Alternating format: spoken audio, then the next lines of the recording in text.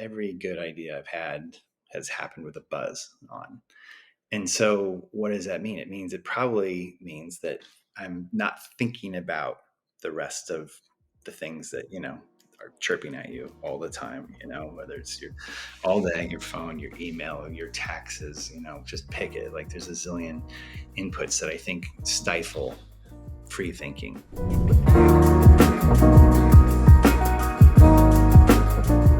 All right, welcome to this episode of A Little Higher. We have a wonderful guest with us today, Richard Betts, that I'm very excited to open up a conversation with him. So Richard Betts is someone that I used to work with, and in working closely with Richard almost 10 years ago now, Richard, it's really helped shape me into the entrepreneur and leader that I am today.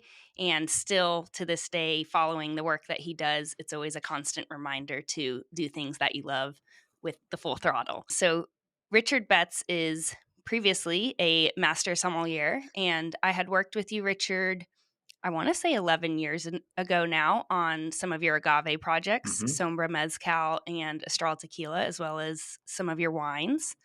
And you were one of the Master Somms that aced the test on your first try. True. There's only how many people in the world have ever done that? I was the ninth. Ninth. And there may be 12 or 13 now, but I don't pay so much attention. Okay, cool. Yeah. It's a tall feat to accomplish. Yeah. And now you are no longer with the Court of Master Sommeliers and working on some really exciting projects that we'll dive into in a little bit. So, Richard, tell us about where you are now and what you're working on, and then we'll kind of dive in from there. Yeah. So I live in Amsterdam. My wife and I have been here for 7 years, or going on 7 years. And it's been wonderful. It's been wonderful to get out of the US, see things from a different perspective, and enjoy a different way of life. For example, I have 2 bikes, but I don't own a car. So we take the train cool. Lots of places. It's awesome. And for me, with my work, as long as I'm willing to travel and maybe be flexible with my actual work hours when I connect with my team, I can live anywhere in the world. With that in mind, Amsterdam's been great to us. We need more nature in our lives. It's a really cool town, but nature in the Netherlands is far and in between. So we're moving to Mallorca, which we're really excited about. Yeah. But actually starting December, we're going to move to Asia first for 6 months for really predominantly our tequila business. We found, in short, there's a thirst for tequila around the world. It's not just a Mexican and American phenomena. So we're going to share our tequila with really all of Asia. So it's exciting. That's so cool. I love how you approach life without any boundaries on where you can take yourself, life, love, business. Mm-hmm. I know we enjoyed visiting you in Amsterdam, so I'm like, keep coming to the new spots so we have a reason to come visit. Exactly. So your work with tequila goes back with agave spirits. Let's broaden it. Mm-hmm. It goes back quite some time. Yeah. You've been working in agave and you've had some really successful projects. So tell me about how you got started with agave and what brought you to Komos now. Yeah. So for me, I grew up in the desert Southwest. Our house was in Tucson, Arizona. This is in the 1970s, when I was growing up, and 80s. And we would spend every weekend, like almost literally for 18 years, on a little beach called Puerto Penasco, which is in the northern part of the Gulf of California. And so, Mexico figured really prominently in my life and has my entire life has. And so there, you develop an affinity for the people, for the culture. Of course, the culture is very much about, no matter where you are on the planet, it's about what you eat, what you drink, how you celebrate. And that really resonated with me. So, from probably earlier age than most appropriate, there was always Bacanora around, which is basically mezcal from Sonora. Or there was even just Cuervo Gold, which, is what it is, but it was around. And it was drinkable. At that point in time. Yeah, not today, but at that point in time. I mean, everything's drinkable, but, yes. So I had an early love for it. And then, had changed careers, decided I didn't want to do what I'd studied for, got into food, got into wine, had been making wine, and really was enjoying that pursuit. And I still do today, actually. But agave spirits I found were, I was also serving wine as a sommelier at night. And so you're part of the nightlife, and I like to be up and I like energy, high energy. and found that agave spirits are the only thing on the bar that are actually uppers. You feel that they have a physiologically diverse response to everything else, be it Right. wine, gin, vodka, whiskey, bourbon, scotch. They're all downers. You drink them and it's kind of fun, but eventually you're going to sleep. And that's true. Yeah. That's true with everything. But agave spirits, you're going to go dancing first, and I like that. Yes. Yeah. Yeah. So I really, I don't want to be self-deprecating here, but I will say I thought somewhat foolishly that, oh, I figured out how to make wine. Well, I can figure out how to make spirits. And and for me, that's always been, I see this as a gift. So maybe, you could say, well, that's foolhardy, but you don't get to say that because it actually worked, right? But from the Right. outside, say like, well, why? Why? It's like, well, I'm just gonna go figure it out. You don't have to go to school to do a thing. You can figure out what the Right. thing is you love, and then reverse engineer it and figure out how to do that, as opposed to like, well, with wine, for example, it's sugar and yeast. The yeast eats the sugar, makes carbon dioxide and alcohol. Like, you can go to school and learn that, or you can figure Right. out, well, I love this particular thing, and then unknit the sweater and figure out, like, well, how did that thing I love come to be?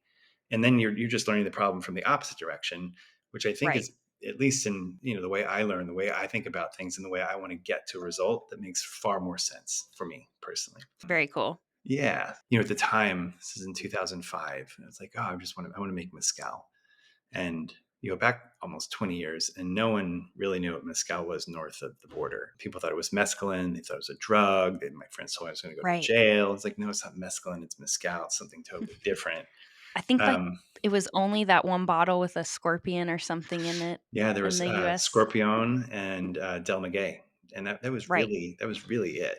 Ilegal was just beginning as well, but those are, along with Sombra, the progenitors of what is now mezcal and Right. around the world, which is exciting. Yes. Of course, there were, thousands of them in Mexico, but they just weren't part of the, common parlance in the US. So I thought, okay, mezcal is really smart, and there are different types of agave, which I related to varietals, just like in winemaking. And there's different, terroir, meaning places where that will influence how the spirit ends up, meaning, the slope it grows on, the elevation it grows at, the sunshine it receives, the soil, the rain, all these things, the Right. nerdy stuff, right?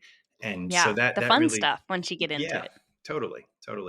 And so that's what drew me to it. And then really just through working with distillers, figured out how to do it. And then you figure out, okay, now I understand how to do what you do. But then how do I remember my ideals up here? This is the sweater. How do I get to what I want it to be? So then you Right. learn how you can isolate variables, do testing, and then figure out what changes are actually going to influence things, so you get to a final result. And I'm a big believer in that. I went to graduate school for hard science, did a thesis, and essentially it's a long word, but it's within the College of Geology. But there, when you learn that scientific process, it's about, the amongst the most romantic people I know, being myself. I say that as a preface to, I'm a big believer in data and not dogma. You know what I mean? So you can Yeah. believe in something, but don't you want to know if it's true? You know what I mean? And there's so Yeah. much dogma in really every industry. And there's like, well, it's like this, but once you really learn, you're like, but is it? And actually, it's not. And so now you've got someone standing here waving this flag for something that's actually untrue. And like, what a waste of life. Like, figure it Right. out, and actually, that you're going to get better if you can actually do the work to figure out how to get there. And for me, that's key. So, I mean, I've made this story much longer than I think you were looking for, but It's okay. essentially figured out what it was I wanted to do to make the mezcal that I wanted to drink. And I think that that's fundamental with any journey, be it entrepreneurial or just in life, is, do what you're going to Right. enjoy, right? Because Yeah. if no one else is going to enjoy it, you better be able to enjoy it, because you got to live with it.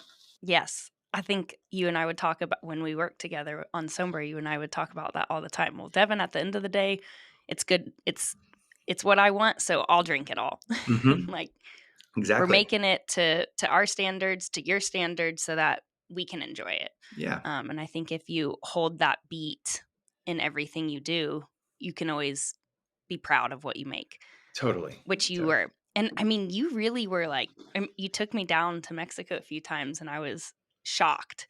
I mean, you were really working with the people on the land Yeah. with their form of making mezcal and then kind of overlaying your little tweaks on the process to get to the end result of Yeah. Sombra. One time you took me down there when I was a vegan, which I'm no longer a vegan, and they were making food. And I was like, Richard, I can't eat that. No, you're eating it. We're down here or at the or distillery don't, but you're gonna be hungry. at these people's home. You're eating it. Yeah. And it was like a goat head that they were cooking in the ground. Yeah. And I think that was so cool. I did eat it. But like you were saying, the culture, like how do you gather around a table and drink and eat? And then how do you bring that magic of that moment down in Mexico into a bottle, into what you brought to the world with Sombra? Yeah. Yeah. It's exciting. It's really exciting. I mean, it's just how you relate to your fellow humans, right? Yeah, Oftentimes around the table. That was such an interesting journey for me because, you do go learn from someone, and then you do isolate the variables, then you do come up with a list of things you want to tweak, and you do say things get better, but then you have the list isn't done. And I found that, with this distiller, we could change these things, but there's a glass ceiling. So then you're like, okay, right. we can only go here, and they'd say yes, we can only go here. So then you go work with someone else and make some changes and get better, but then there'd be another glass ceiling, and so on and so forth, until it got to a place where we thought, well, we just have to build our own place. And so that's what we ended up doing, is building our own distillery. I'm really proud of that work. I think it's some of the most important work I've been a part of, because we've figured out how to solve so many different things from the point of view of how do you make great mezcal, but also how do you be a good steward of the environment. Hmm. And in the end, very long story made short, but all spirits industry has a great deal of waste. Like if you're Right, holding this, right, let's say this is a bottle of vodka or gin or whiskey, it's right, distilled. In the act of distillation is to say, take a large volume and just take the alcohol out of it. So you're distilling this, and then you have this volume. So for every right. one of these, doesn't matter what the spirit is, they're 10 times this of liquid In waste. waste. Yeah, which is Wow. crazy. And then there's the Yeah, solid waste. And, if you're subsistence farmer or distiller in the middle of nowhere, there's no program to deal with any of that. So it just ends up getting put back in the environment, which has horrible, degradation and effects in the environment. And so right. when we built that distillery, it was about solving that. And for us, that meant turning that waste into bricks, adobe bricks. It's basically, dirt, agave fiber, and historically it'd be dirt, hay, and water. We use dirt, agave fiber, and the liquid waste, and have built dozens and dozens of structures for free from these things, from the waste. So cool. It's so cool, right? And so then Yeah, that feels good, right? You have to do good while you're trying to do well, which right. is an old saying, but I live by it. It's really important. So eventually, I that think it's so distillery, important. yeah, yeah, totally. That distillery was they created an award for it in Mexico. It was the award of the most ecologically thoughtful distillery in Mexico, which is pretty cool. So that It's was so nice. cool, and it Yeah, was because of your foresight, and you took things a little higher, so you could have yeah, just stopped at yeah, a wonderful mezcal, but you didn't. You looked at it through a different lens and thought, "Well, yes, we have this wonderful mezcal, but how do we, handle that other part that no one really knows about and turn it into part of the story?" It's so inspiring to see you do that kind of with everything that you do. You're thinking about something very wholesome rather than just taking one part out of it and exploiting it. totally, totally. I feel just so fortunate, and just through my whole life. Uh, you know, be it what it may, like, we didn't grow up with monetary resources, but we had lots of love in our family. And you have to acknowledge that, being born in the United States at that time as a white male had plenty of Mhm. privilege, right? Just in and of Yep. itself. And so, as you travel the world and sit around tables and have empathy and understanding for how other people live, I think, it becomes really apparent really quickly that you have to give back. Yeah. So cool. Thank you for doing that work It's a and huge pleasure. showing It's a huge pleasure. showing people the way. You're setting kind of precedent. There's people watching what you do. So Yeah. there's a way to do it. There's Yeah. someone that is a example. So thank you for that. You're And you're welcome. still in agave. You're Yeah. still doing agave things. Yeah. So we sold those projects, Sombra and Astral. Those are both owned by Diageo now, which is a big spirit company. And we're onto something that is much grander in all senses. So my partner, Joe Marchese, and I, in 2018, shook on my rooftop. It was like May of 18. To a whole new idea of tequila, which we can talk about or not. It's called Komos, Komos. Yeah. Please tell I'm us about it. I'm super, super proud of what's happening there. For us, it's about, again, making the tequila we want to drink. And I actually do prefer to drink tequila over mezcal. It's just, I think it can make something prettier, more refined, more delicate, more Mm-hmm. complex, actually. And our price point is, it starts at over $100, which means they're aged spirits, which means, the tinkerer and the winemaker and me gets to do lots of different things because you have the room to do it, right? Financially. And so we've created this thing called Komos that we think more closely aligns the way people consume tequila with actual production and messaging, right? And so everyone in tequila beats the drum of tradition, tradition, tradition, tradition. And that was the same thing I saw in mezcal. And if I had done that, well, we never would have built that distillery. We never would have helped solve the environmental problem if we just kept doing the same thing. And I didn't invent tequila. I didn't grow up there, but I think I do know how to make things, at least those that I like. And I think I do know how to make a contribution to a community and to a category of tequila. And so when we look at how high-end tequila is consumed, there's no mariachi band often. There's almost never chips and salsa and guacamole. And I love those things. But that's not what this section of tequila is about. It's about a fine restaurant, a fine bar, or your home, or a day club, or a nightclub, or a beach, or if you're really lucky, you're on a boat somewhere. And there, again, that's a very different set of circumstances. And so we thought, why not, if we group all that as like good living or Mediterranean living, Mediterranean lifestyle, that fits actually perfect with some of the winemaking ideas. And if I can bring the winemaking ideas of being gentle and thorough and a deft, delicate touch to the tequila making and message that, then it'll make sense to people, both visually and when they drink it, which is the whole point. And so it's going really, really well. At this point, we're just over 2.5 years in. It's the fastest growing ultra luxury spirit on the planet, which is really, Woo! it's amazing. I went That's from, fucking awesome. the largest number of employees I ever had was you and Ricky, which two, we'd made three, right? Now we're at 75. Holy shit, Richard. It's insane. It's a Do you lot. enjoy that part of it? I'm learning to. Cool. That's cool. Good Yeah, answer. totally.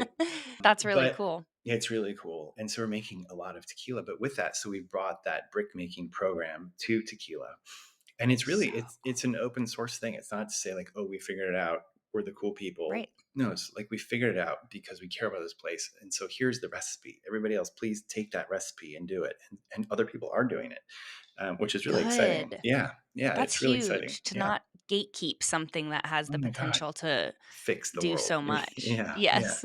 So when and this is truly back to the napkin math, this dogma so Right. far, but if you look at the volume of tequila produced and think about the amount of agave that is needed to produce it and the amount of associated waste, if we took all of that annually from the tequila industry, you could build a house for most of the people in Mexico, which is to say the scale of it is huge. And so we actually just 2 weeks ago launched the website for it's called the Komos Foundation, which details all this work. And so we've got it all, everywhere you do this work, the chemistry is slightly different. So you have to get the right dirt and the right this and the right that. So we have that all figured out. We're making thousands of bricks now. And the first two projects, we're building a home for a woman in Amatitan, which is one of the towns of tequila. And we're building a school in Oh, Amatitan, which wow. we're really excited about. Yeah, it's really, really Very cool. cool. Yeah. Oh, So just what fulfilling work. Like, obviously, we like the tequila, but like yeah. that work, so cool. Hmm. What a driving force. I Totally. have been seeing Komos around more and more and more in Nashville, and I always like to go up to, I know the guy. I love Do you that. know this is what this is? Two of our And team then we members always, live there, actually. oh, Yeah, I'll really? I have to introduce you. connect with Yeah, them. they're Yeah, I great. would love that. Yeah.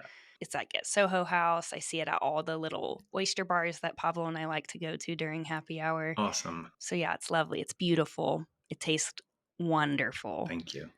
And it's so cool watching you and Carla and your team have fun We are having on fun. social media with it. It's definitely fun. So, you were talking about the waste in the agave spirit making, which is profound if you ever get to go down to tequila and see it. I mean, it's mounds and mounds of waste. And it reminds me, it's similar waste. I'm sure every industry you look into, there's the waste, but Yeah. similar waste in the cannabis industry when you're going through the extraction process and pulling out distillate or terpenes or anything that you want from the plant. Sometimes you're using harsh chemicals, and that waste isn't something that you can just like bury and put back into the ground. So the cannabis or hemp industry is constantly trying to evolve where some of that waste can go, whether it be in textiles like pressed brick or pressed wood boards.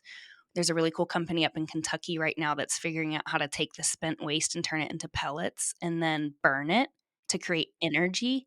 And then it's like fueling a very large Bitcoin mining center. But there's such an overage of energy that they're giving it back to the state at such a surplus that it's like, this needs to be studied, how they've figured it out. It reminds me of how you've figured out how to do bricks, how the hemp or cannabis industry can figure out what to do with their waste and have like a whole subsidiary industry under it. But Totally.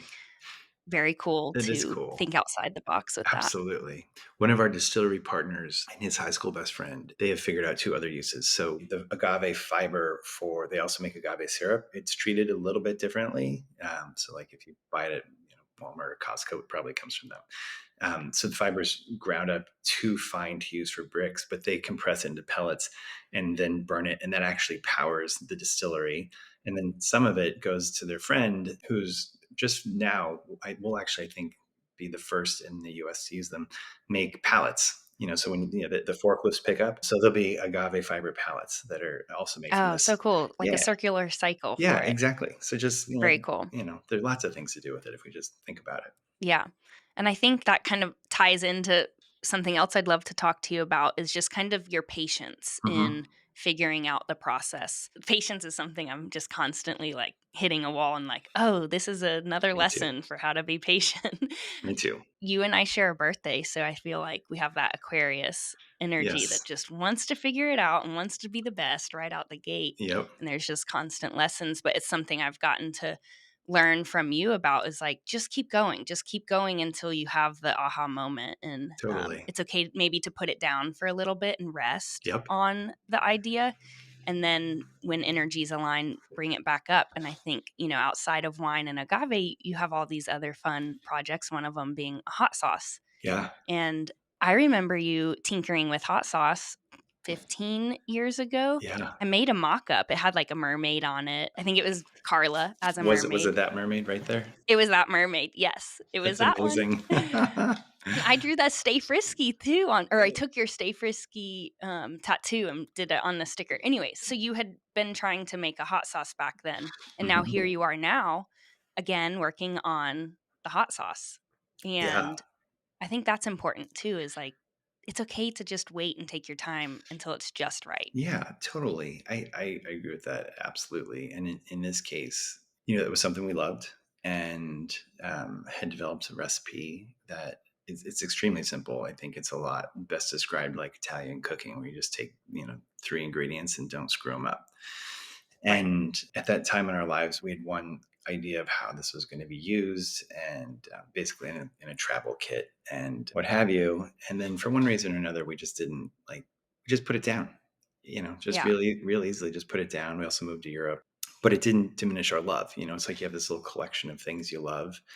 And then Carla and I, one summer, we're driving around Europe, and another friend said, "Oh, you have to go eat at this restaurant." And we're in a little town called Lech, which is Lech, Austria. And I prefer the mountains in the summer. It was summertime. And so we went to this place, and it's like a 600-year-old sheep barn in a meadow and helmed by Ethel and Jacob. Ethel originally from Singapore and Jacob originally from Milan in northern Italy, and both very accomplished chefs and hospitalians, if you will. Jakob also does a lot in the front of the house, meaning guest facing. We had an amazing dinner, and after dinner, we walked upstairs, and they showed us the attic where they have all these things that they've been gathering all summer and preserving and pickling and provisions for winter, essentially, and just beautifully lit on this rough hewn board. And it was at that moment the four of us just knew, like, oh, we should make something together. Kindred Cool. spirits, Yeah. really shared enthusiasms, shared knowledge, and complementary knowledge. They know things we don't know, and she knows things he doesn't know, and same with Carla and I. She knows things I don't know, and together the four of us, Very I think, are cool. very additive. I think that's really important when thinking about a Yeah. partnership. You have to have complementary skill sets. And so it made all the sense in the world to pick it up. We went on first really cool search to find. We'd found this one pepper, and it was the one that we'd been using when we were working with you way back when. But we went and found the guy. So it was this wild search in southern Italy, and found this guy that grows a specific pepper that we think is just magical. That's the principal pepper that we use. But they're dried peppers and they're fresh peppers that we ferment, and then they get blended together, and that's it. Like, so it's salt, vinegar, and peppers. Some are dried, some are fermented, and it comes together to make this amazing elixir that we're calling Stuzzi. Actually, Stutzi. yeah, Stuzzi, which is short for, Love. yeah, it's short from stuzzicare, and stuzzicare means to tease, or it's a pick me up in Italian. Okay. So we just took the Stuzzi Love. part, yeah. And When will we be able to try some of that? I guess February of next year. Okay. So not so far off. Cool. Yeah. Yeah. Yeah. So amazing. Yeah. Okay, tell me about you're a creative at heart, Yeah. right? How do you keep the creative juices flowing? So, how do you tap in outside of agave spirits to, your vision or your dreams and then Yeah. help you execute on them I without made giving it. us the secrets, right? Oh no, the secret is just make sure you're in your best space. Right. I really mean that. And I think that, whatever we're working on, if we want to do it well, we have to figure out how do we get into our best space. For example, when I took the Master Sommelier exam, a lot of people complain about having a bad day. You studied all year for this 3-day exam and you have a bad day and you don't pass. Like, well, how do you take the bad day part out of the equation, right? And you do Right. that by figuring out how do you get into how are you your best self, right? And at that time, for that purpose of taking that exam, I knew that I could be my best test taking self if I wanted, studied, and was prepared, but also went for a run, listened to loud music, and pounded a beer, right? And that would put me in a space. And so, similarly, yesterday, Carl and I were sitting here and joking about, like, and I've said this before, it's like every good idea I've had has happened with a buzz on. And so what does that mean? It probably means that I'm not thinking about the rest of the things that, are chirping at you all the time, whether it's your all day, your phone, your email, your taxes, just pick it. Like there's a zillion inputs that I think stifle free thinking, right? And I heard this the other day. Someone termed it, it's not a gift. It's something that can be cultivated, but it's about learning to play, right? And turns out, alcohol, cannabis, psilocybin, LSD, whatever it may be, they're all great Right.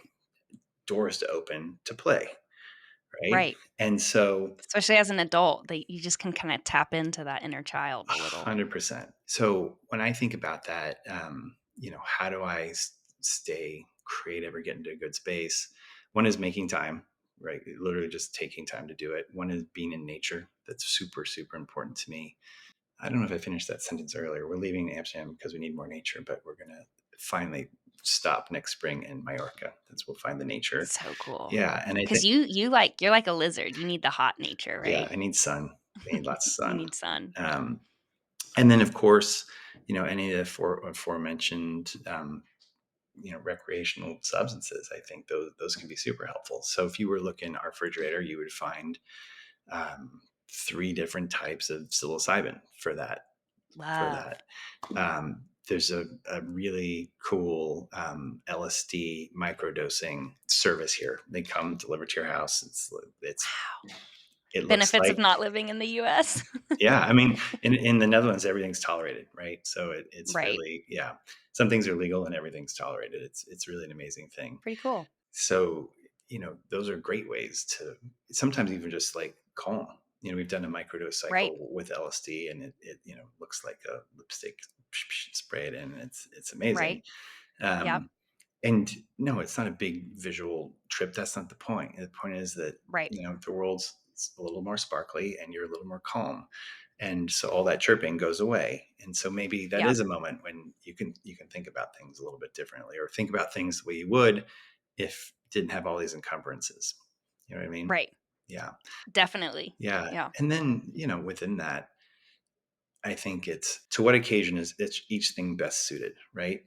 So you have all the things. I think, in this house we love psilocybin the most, but Right. that's not for me like a sit in the house sort of thing. It's definitely not go be around a bunch of people sort of thing.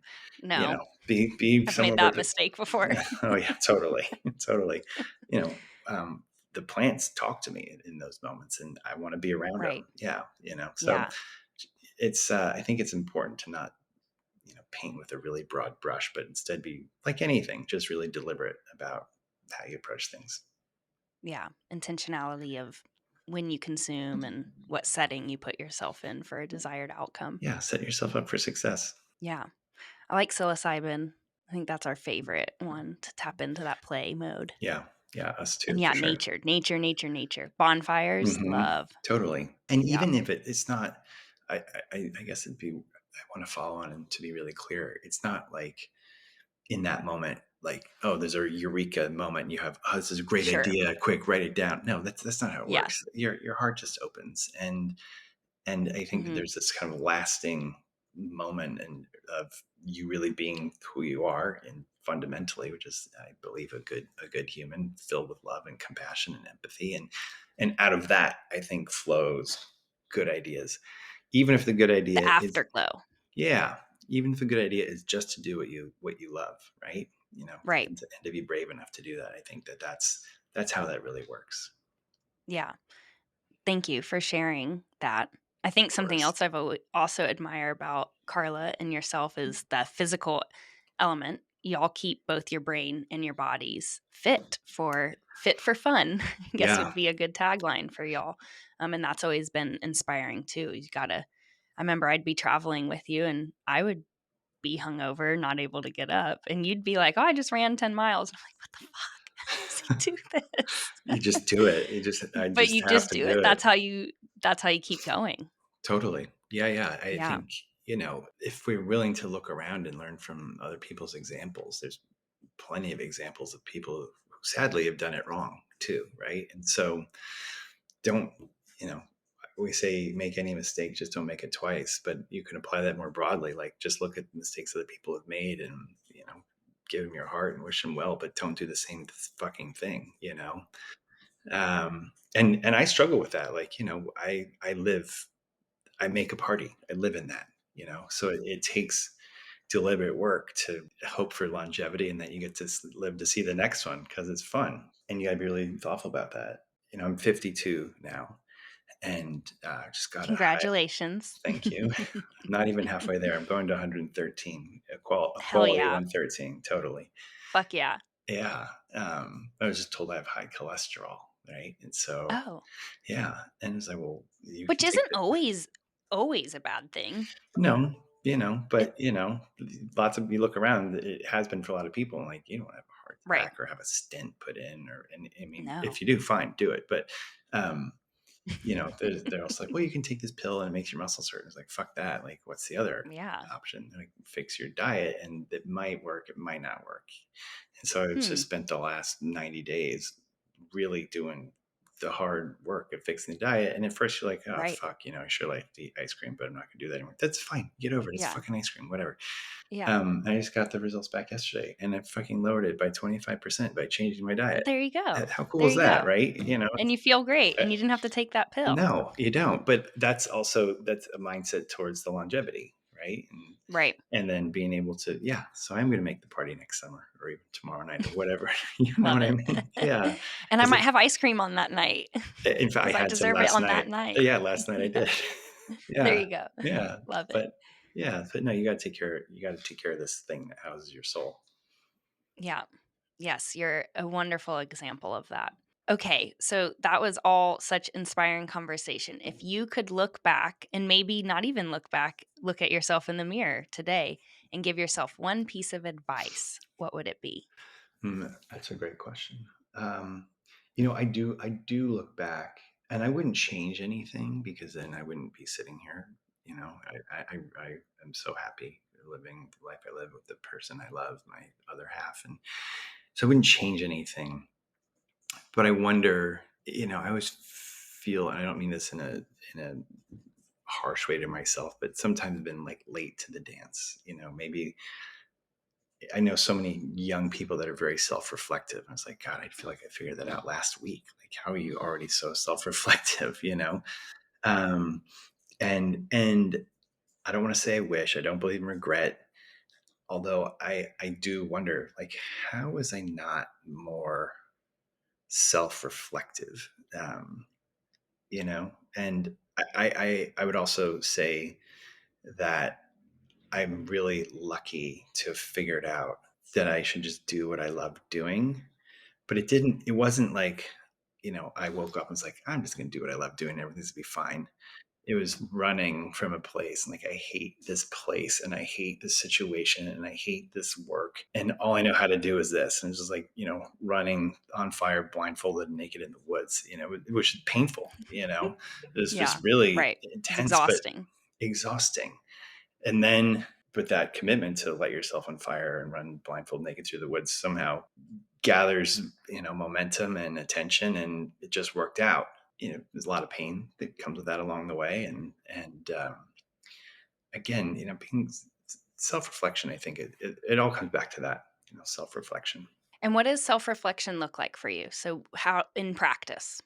Thinking about why I do anything, what are the goals? I think I'm a very optimistic person in general. I've never been less optimistic about the planet than I am right now. And I don't want that to then make me depressed, right?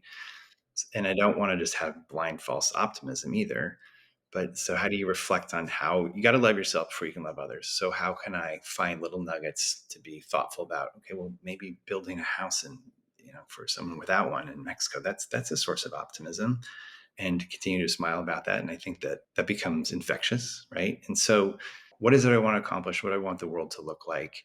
And what's my part, right? I also love to travel. Well, that means you got to make money to travel, and just give out plane Right. tickets. Damn And it. I I wish know, they would. I wish they would too, with beds and all that kind of stuff. I also love fancy wine. How about that? This is a better example.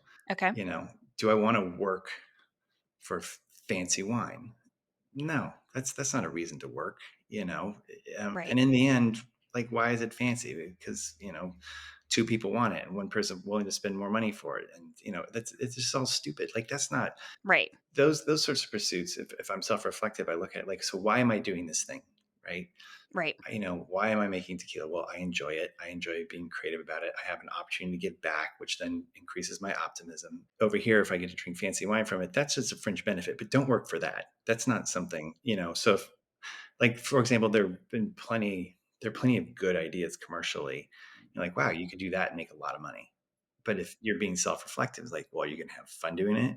Well, why do you want to make a lot of money in the first place? Like, you have your health, and if you have your optimism and you have things you love around, maybe they're pets or people or, what have you, is probably enough, like, so self-reflection doesn't mean like have a short list. It means figure out like what matters to you and why, right?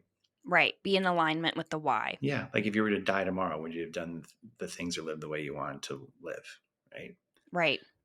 Kind of slough off The the stuff bullshit. that's not feeding that. Yeah, Yeah. exactly.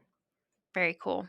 Thank you, Richard, You're for welcome. sharing your story on everything. It's a pleasure. Um, It's an always honor. so inspiring. All right. Thank you, Richard Betts, for taking the conversation of how you make things, being patient, how you use plants to tap into that playful mode, and all things love, life, and happiness with no boundaries. It's Absolutely. been an honor having you on the show, and I hope to have you and Carla next time and keep having these types of conversations. Yeah, that'd be wonderful. I really appreciate it. Thank you for having me. And thanks for having a good Thank you. conversation.